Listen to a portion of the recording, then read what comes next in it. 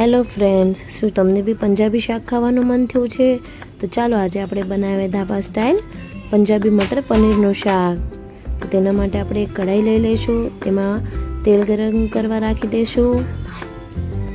તેલ ગરમ થાય એટલે આપણે તેમાં એડ કરીશું જીરું. જીરુંને આપણે સારી રીતે કકડવા દઈશું. હવે તેમાં આપણે એડ કરીશું સૂકા મસાલા, અને સૂકા મસાલાને પણ આપણે સારી રીતે કકડાવી લઈશું. ત્યારબાદ આપણે તેમાં એડ કરીશું ડુંગળી. હવે ડુંગળીને આપણે બરાબર મિક્સ કરી લઈએ. તો ડુંગળી આપણી સારી રીતે તેમાં મિક્સ થઈ ગઈ છે. હવે આપણે એમાં એડ કરીશું ટામેટાને પણ આપણે સારી રીતે મિક્સ કરી લઈએ.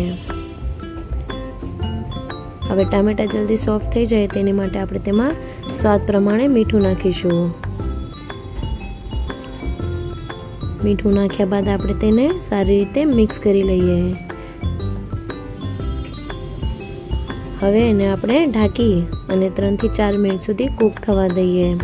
ત્યાં સુધી આપણે મસાલા પેસ્ટ બનાવી લઈએ શાકમાં નાખવાની. તો મેં અહીંયા એક બાઉલ લીધો છે. તેમાં મેં 5 થી 6 ટેબલ સ્પૂન જેટલું પાણી લીધું છે. હવે અમે એડ કરીશું આપણે હળદર પાવડર, અડધી ચમચી લાલ મરચું પાવડર. લાલ મરચું પાવડર તમે તમારા ટેસ્ટને એકોર્ડિંગ ઓછું કે વધુ કરી શકો છો. હવે આપણે એડ કરીશું એમાં 2 ચમચી ધાણા જીરું પાવડર અને અડધી ચમચી ગરમ મસાલા પાવડર. તો હવે આપણે આ પેસ્ટને બરાબર મિક્સ કરી લઈએ. આ પેસ્ટનો કલર શાકમાં ખૂબ જ સરસ આવે છે.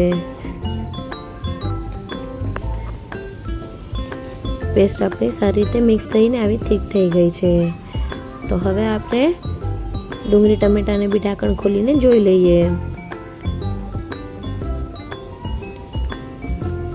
તો જોઈ શકો છો ફ્રેન્ડ્સ, આપણે ડુંગળી અને ટમેટા સારી રીતે કૂક થઈ ગયા છે. હવે આપણે એને એકવાર મિક્સ કરી લઈએ.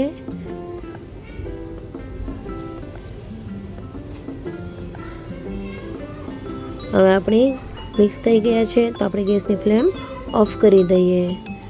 હવે પનીર શેકવા માટે આપણે એક પેન ગરમ કરી લઈએ.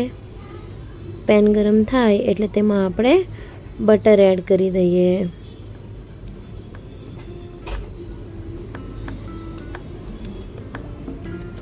હવે બટરને પણ આપણે સારી રીતે મેલ્ટ થવા દઈએ. તો ફ્રેન્ડ્સ, બટર આપણું ગરમ થઈ ગયું છે. તો હવે આપણે તેમાં પનીર એડ કરી દઈએ. પનીરને શેકીને નાખવાથી પનીરનો સ્વાદ શાકમાં ખૂબ જ સરસ આવે છે. હવે આપણે પનીરને બંને બાજુથી સરસ રીતે ગોલ્ડન બ્રાઉન કરી લઈએ. હવે આપણે પનીરને પલટાવી લઈએ. તો જોઈ શકો છો ફ્રેન્ડ્સ, પનીરનો કલર કેવો સરસ આવ્યો છે. તો આ જ રીતે આપણે બીજી બાજુ બી ગોલ્ડન બ્રાઉન કરી લઈએ. પનીરને શેકાતા લગભગ 2 થી 3 મિનિટ લાગે છે. તો હવે આપણું પનીર શેકાઈને રેડી છે. તો હવે આપણે એને એક ડીશમાં કાઢી લઈએ.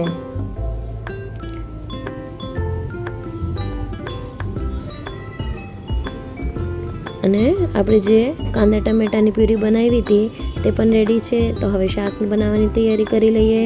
તો અહીંયા મેં કઢાઈ લીધી છે. તેમાં આપણે તેલ એડ કરી દઈએ. તેલને આપણે હવે સારી રીતે ગરમ કરવા રાખી દઈએ. તો તેલ આપણું સારી રીતે ગરમ થઈ ગયું છે. હવે આપણે એમાં એડ કરીશું જીરું. જીરું સારી રીતે આપણે કકડવા દઈએ. જીરું કકડી જાય એટલે તેમાં આપણે જે કાંદા ટમેટાની પ્યુરી બનાવેલી હતી તે એડ કરીશું. ગેસની ફ્લેમ સ્લો કરી દઈએ. હવે આપણી ગ્રેવીને સારી રીતે આપણે મિક્સ કરી લઈએ. આપણી ગ્રેવી સારી રીતે મિક્સ થઈ ગઈ છે. તો હવે આને ઢાંકી અને 2 થી 3 મિનિટ સુધી આપણે કૂક કરી લઈએ. તો 2 થી 3 મિનિટ થઈ ગઈ છે. હવે આપણે ચેક કરી લઈએ. તો જોઈ શકો છો આપણી ગ્રેવીમાંથી તેલ છૂટું પડી ગયું છે. તો હવે આપણે એમાં બનાવેલી મસાલા પેસ્ટ એડ કરી દઈએ.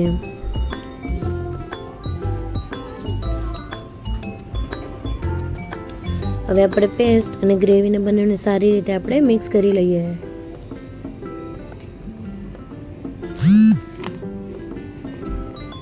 આપણે પેસ્ટ અને ગ્રેવી બંને મિક્સ થઈ ગઈ છે. તો હવે આપણે આને ઢાંકણ ઢાંકી અને 2 થી 3 મિનિટ માટે આપણે આને કૂક કરી લઈએ. તો 2 થી 3 મિનિટ થઈ ગઈ છે અને હવે આપણે ચેક કરી લઈએ.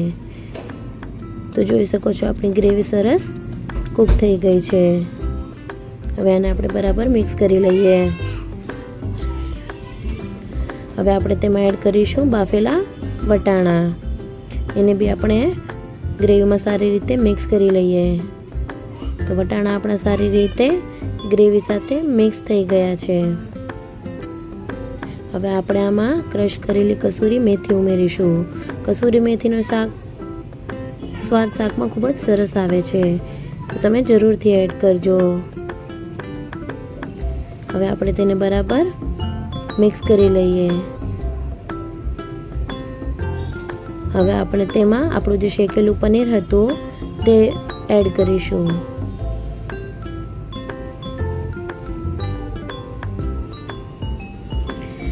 આપણે પનીર એડ કરી દીધું છે, તો હવે એને આપણે સારી રીતે મિક્સ કરી લઈએ.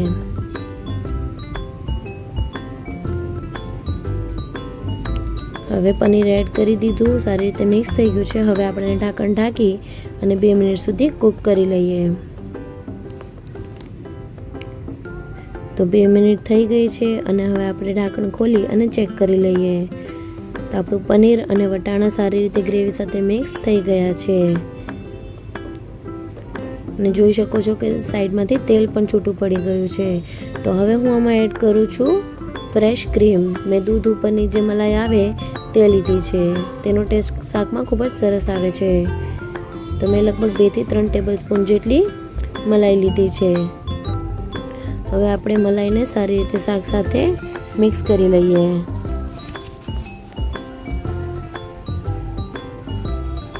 તો જોઈ શકો છો આપણી મલાઈ પણ સારી રીતે તેમાં મિક્સ થઈ ગઈ છે.